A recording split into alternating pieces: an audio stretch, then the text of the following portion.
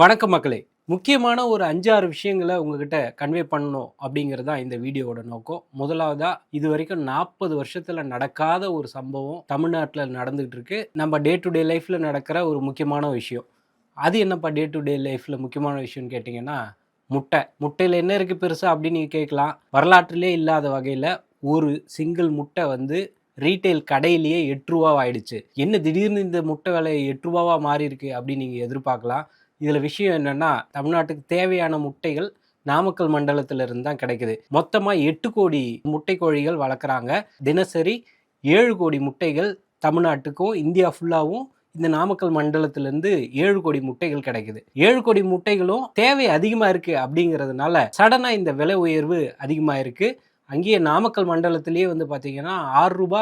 6.25 மேலே போயிடுச்சு அப்படின்னு சொல்றாங்க. இந்த ரூ. 6.25 அங்கேயே அப்படின்னா அங்கேருந்து இன்னும் டிரான்ஸ்போர்ட் சார்ஜஸ் இருக்குது. அந்த டிரான்ஸ்போர்ட் சார்ஜஸ் ஒரு சாதாரண காமன் மேன் கைக்கு இங்கே சென்னையில் ஒரு ஆளுக்கு வந்து சேரும்போது அது ரூ. 8வா மாறிடுது. நியூ இயரும் கிறிஸ்மஸும் அடுத்து பேக் டு பேக் வர்றதுனால முட்டையோட தேவை அதிகமாக இருக்குது, ஆனால் உற்பத்தி கொஞ்சமாக தான் இருக்குது அப்படின்னும் போது இந்த விலை ஆட்டோமேட்டிக்காக பொதுமக்கள் கையில் வரும்போது அது வந்து ரூ. 8வா மாறிடுது.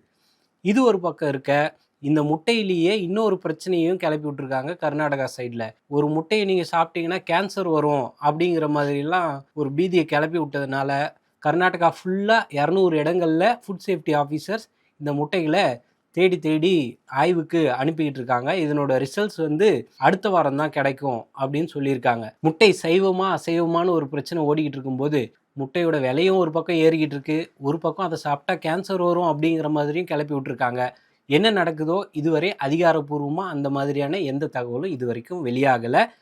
கேன்சர் உருவாக்கக்கூடிய செல்ஸ் எந்த மாதிரியான முட்டைகளில் இருக்குது அப்படிங்கிற ரிசல்ட்ஸ் அடுத்த வாரம் தெரிய வரும் அப்படின்னு சொல்லியிருக்காங்க. ரெண்டாவதா, திணறும் தலைநகரம் அப்படின்னு சொல்லலாம், டெல்லியை சொல்கிறேன். ஒரு காலத்தில் டெல்லி அப்படின்னாலே ஒரு மாதிரியான ரொம்ப சொகுசான ஒரு அழகான இடங்கள் இருக்கும், பார்க்குறதுக்கு நிறைய சீனரிஸ் இருக்கும் அப்படிங்கிற ஒரு நிலை மாறி இப்போ எப்படி போயிருக்கு அப்படின்னா, இப்போ யாராவது ஒரு ஆள் டெல்லிக்கு வேலைக்கு போகிறீங்களா அப்படின்னு கேட்டிங்கன்னா, ஐயோ டெல்லியா, நான் வரலப்பா, அந்த ஆட்டத்துக்கே நான் வரல அப்படிங்கிற மாதிரி எல்லாம் தெரிச்சு ஓடிக்கிட்டு இருக்காங்க. ரீசன் என்ன அப்படின்னா, காற்றோட தரம். நீங்கள் எந்த சீசனில் இருந்தாலும் சரி, வெயில் காலமோ மழைக்காலமோ குளிர்காலமோ ஒரே பிரச்சனை தான், மூச்சு விடுறதுக்கு ரொம்ப கஷ்டமாக இருக்கும். இந்த பிரச்சனை தான் டெல்லியில் ரொம்ப பெரிய தலையாய பிரச்சனையாக இருக்குது. ஆட்சிகள் மாறினாலும் காட்சிகள் மாறலைன்னு சொல்லுவாங்க, அது நிஜம்தான். போன டேர்மில் அரவிந்த் கெஜ்ரிவால் இருந்த ஆம் ஆத்மி கட்சி இருக்கும்போதும் இந்த பொல்யூஷனை கண்ட்ரோல் பண்ணுறதுக்கு நிறைய ஸ்டெப்ஸ் எடுத்தாங்க, பட் எல்லாமே புஷ்ஷு. அதே போல் இப்போ இருக்கிற பிஜேபி கவர்மெண்ட் வந்து பொல்யூஷனை கண்ட்ரோல் பண்ணுறதுக்காக வாட்டர் ஸ்ப்ரேயிங் மிஷின்லாம் வைக்கிறாங்க, பில்டிங்லாம் தேவையில்லாமல் கட்டக்கூடாது, ஸ்கூல்ஸ் எல்லாம் ஆன்லைன் கிளாஸஸ் இப்படியா போய்கிட்டு இருக்கு. இப்போ இருக்கிற பிஜேபி கவர்மெண்ட் டெல்லியில் இந்த பொல்யூஷனை கண்ட்ரோல் பண்ணுறதுக்காக ஃபோட்டோஷாப் வேலைகள்லாம் தான் நடக்குதே தவிர வேலைகள் எதுவும் முழுசாக கிரவுண்ட் லெவலில் பிரச்சனை சரியாச்சான்னு கேட்டால் இல்லை அப்படின்னு தான் சொல்ல வேண்டியது இருக்குது. இப்போது ரீசெண்டாக வந்து பார்த்திங்கன்னா டெல்லியில் மெஸ்ஸி வந்திருந்தார், ஃபுட்பால் ஜாம்பவான் மெஸ்ஸி வந்திருந்தார். அந்த மெஸ்ஸி வந்த ஈவெண்ட்டில் டெல்லியோட சீஃப் மினிஸ்டராக இருந்த ரேகா குப்தா போயிருந்தாங்க. எல்லாருமே புதுசாக ஒரு டேர்மை கொண்டு வந்தாங்க, ஏக்யூஐ அப்படின்னு கத்திக்கிட்டு இருந்தாங்க. ஏர் குவாலிட்டி இண்டெக்ஸ். அது வந்து ஒரு 100 150 இருந்ததுன்னா நார்மலாக நீங்களோ நானோ சுவாசிக்கிறதுல எந்த பிரச்சனையும் கிடையாது, நார்மலாக சாதாரணமாக இருக்கலாம். ஆனால் டெல்லியில் இருக்கிற பொல்யூஷன் காரணமாக அந்த ஏர் குவாலிட்டி இண்டெக்ஸ் 500க்கு மேலே போயிடுச்சு, விச் இஸ் வெரி டேஞ்சரஸ். உங்களால் மூச்சே விட முடியாது அப்படிங்கிறது தான் இதனோட டேக்அவே. இது ஒரு பிரச்சனை இருக்கும்போது தலைநகரத்தில் இன்னொரு பிரச்சனை, பனிமூட்டம். பயங்கரமான பனிமூட்டம் வந்து டெல்லி மட்டும் இல்லை, இந்தியா ஃபுல்லாகவே இந்த பனிக்காலம் டிசம்பர் ஸ்டார்ட் ஆகிடுச்சு அப்படிங்கிறதுனால பைலப்னு சொல்லுவாங்க, ஒரு வண்டி இன்னொரு வண்டியும் அடுத்தடுத்து பின்னாடி மோதிக்கிற இன்சிடென்ட்ஸ் ரொம்ப அதிகமாக இருக்குது. இப்போது ரீசெண்டாக வந்து பார்த்திங்கன்னா 2-3 நாளாகவே வட மாநிலங்களில் அடுத்தடுத்து இந்த பைலப்னால் 20-30 வண்டிகள் ஒரே டைமில் அடித்து ஆக்சிடென்ட்ஸ் ஆகிறத பார்க்க முடியுது. இதனால் வெஹிக்கிள் மூவ்மெண்ட்டே ரொம்ப ஸ்லோவாக இருக்குது, எதிரில் யார் இருக்காங்க அப்படின்னு தெரியாத அளவுக்கு பனி கொட்டிக்கிட்டு இருக்கு. இதனால வந்து அத்தியாவசியமான பொருட்கள், இப்போ ஃபார் எக்ஸாம்பிள் மும்பை மாதிரியான இடங்கள்லேருந்து தமிழ்நாட்டுக்கு வெங்காயம் லோடு வரும், இங்கேருந்து கேரட், உருளைக்கிழங்கு இந்த மாதிரியான பொருட்கள்லாம் தமிழ்நாட்டில் இருந்தும் நம்மளுக்கு பக்கத்து ஸ்டேட்ஸில் இருந்தும் வேறு வேறு மாநிலங்களுக்கு லாரியில் எடுத்துகிட்டு போவாங்க. இந்த பனியின் காரணமாக வந்து எல்லா ஹைவேஸ்லையுமே ரொம்ப பனி படர்ந்து இருக்கிறதுனால அத்தியாவசிய பொருட்கள் போய் சேர்றதில் ரொம்ப சிரமம் இருக்குது.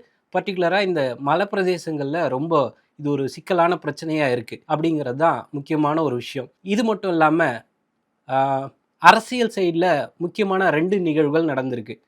வெஸ்ட் பெங்காலில் இப்போ தமிழ்நாட்டில் பண்ண மாதிரி எஸ்ஐஆர் அப்படிங்கிற அந்த சிறப்பு வாக்காளர் திருத்தத்தை பண்ணியிருந்தாங்க. தமிழ்நாட்டில் என்ன டேட் சொல்லியிருந்தாங்களோ அதே சேம் டேட் தான். அங்கே எல்லா வேலைகளும் முடிஞ்சிருச்சு.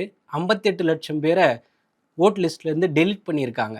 இந்த 58 லட்சம் பேரில் ஒரு ஸ்பிளிட்டப்பும் கொடுத்துருக்காங்க. 20 லட்சத்துக்கு மேலே செத்து போயிருக்காங்க, நிறைய பேர் இறந்துருக்காங்க அப்படின்னு சொல்லியிருக்காங்க. 10 லட்சத்துக்கு மேலே அவங்க வந்து வேற ஒரு ஸ்டேட், இப்போ கொல்கத்தாவிலேருந்து வேற ஸ்டேட்டுக்கு ரீலோகேட் ஆயிருக்காங்க அப்படின்னு ஒரு புள்ளி வர சொல்கிறாங்க. 1,30,000 பேருக்கு மேலே ஃபேக் ஓட்டர்ஸ் நாங்கள் கண்டுபிடிச்சிட்டோம் அப்படின்னு சொல்லி ஒரு டிராஃப்டான எஸ்ஐஆரை ரிலீஸ் பண்ணியிருக்காங்க கொல்கத்தாவில். இந்த டிராஃப்ட் எஸ்ஐஆர் வந்ததுனால ஒட்டுமொத்த அந்த எஸ்ஐஆர் சிஸ்டமே இப்படி தான் இருக்க போகுது அப்படிங்கிறதுக்கு ஒரு முன்னுதாரணமாக மாறி இருக்கு. வெஸ்ட் பெங்காலில் இத்தனை லட்சம் 58 லட்சம் பேரோட ஓட்டர்ஸை டெலிட் பண்ணியிருக்காங்க அப்படின்னா தமிழ்நாடு நிலைமை கொஞ்சம் யோசிச்சு பாருங்க. இது ஒன்று. இதுக்கப்புறமா வந்து பார்த்தீங்கன்னா நேஷனல் ஹெரால்டு கேஸ் அப்படிங்கிற ஒரு கேஸ் ரொம்ப வருஷமாக இழுத்துக்கிட்டு இருக்கிற ஒரு கேஸ்.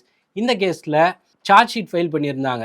காங்கிரஸோட முன்னாள் தலைவர் சோனியா காந்தி அப்புறம் ராகுல் காந்தி மேலே சார்ஜ் ஷீட் ஃபைல் பண்ணியிருந்தாங்க. சார்ஜ் ஷீட் ஃபைல் பண்ணது வந்து ஒரு தனிநபர் கொடுத்த கம்ப்ளைண்ட்னால சார்ஜ் ஷீட் ஃபைல் பண்ணியிருந்தாங்க. அதனோட அடிப்படையில் தான் இந்த அமலாக்கத்துறை அப்படின்னு சொல்லக்கூடிய இந்த இடி வந்து சார்ஜ் ஷீட் ஃபைல் பண்ணியிருந்தாங்க. இது சம்மந்தமான கேஸ் வந்து டெல்லி ரோஸ் அவென்யூ கோர்ட்டில் இன்னைக்கு விசாரணைக்கு வந்துச்சு. அப்படி விசாரணைக்கு வரும்போது ஒரு தனிநபர் கொடுத்த கம்ப்ளைண்ட்டின் அடிப்படையில் இடி எப்படி பண்ண முடியும் அப்படிங்கிற மாதிரி இடியோட சார்ஜ் ஷீட்டை ஏற்றுக்கிறதுக்கு டெல்லி ரோஸ் அவென்யூ கோர்ட் வந்து மறுத்துட்டாங்க. இதுவே வந்து இந்த கேஸில் ரொம்ப பெரிய பிரேக் த்ரூவாக பார்க்கப்படுது. உண்மை நிலவரம் என்ன அப்படிங்கிறது இன்னும் வரும் நாட்களில் தெரிய வரும். கடைசியாக வந்து நம்ம கிரிக்கெட் உலகத்தில் ஒரு முக்கியமான அப்டேட் நடந்துக்கிட்டு இருக்கு. IPL mini action. அது என்னப்பா ஐபிஎல் மினி ஆக்ஷன்னா, ஆயிரக்கணக்கான பிளேயர்ஸ் உலகம் ஃபுல்லாக இருந்து ஏற்கனவே 10 டீம்ஸ் இந்தியாவில் ஐபிஎல்லில் 10 டீம்ஸ் இருந்தாலும் அந்த 10 டீம்ஸில் யார் யார் விளையாட போகிறாங்க அப்படிங்கிற ஒரு மெயின் பட்டியல் ஏற்கனவே தயாராக இருக்குது. அவங்கவுங்க தங்களோட அணியில் இருக்கிற வீரர்களை தக்க வச்சுக்கிற முடிவுகள்லாம் முடிஞ்சிருச்சு. அதே நேரத்தில் இப்போது அதில் இன்னும் புதுசாக யாரையாவது சேர்க்கணும் அப்படின்னா இந்த மினி ஏலம் மூலமாக வீரர்களை சேர்த்துருவாங்க. அந்த ஏலம் அபுதாபியில் கொஞ்சம் முன்னாடி, இந்த வீடியோ ரெக்கார்ட் பண்ணுறதுக்கு ஒரு மணி நேரத்துக்கு முன்னாடி தான் அபுதாபியில் தொடங்குச்சு.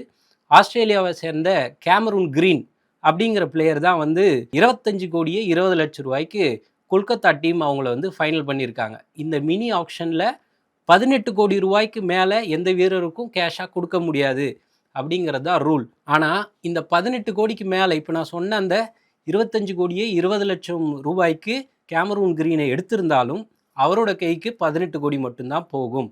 மீதி 7 கோடி ரூபாய் பிசிசிஐ இந்தியாவோட கிரிக்கெட் வாரியமான பிசிசிஐ கைக்கு தான் இந்த 7 கோடி ரூபாய் போகும் அப்படிங்கிறது தான் புது அப்டேட்டாக இருக்குது.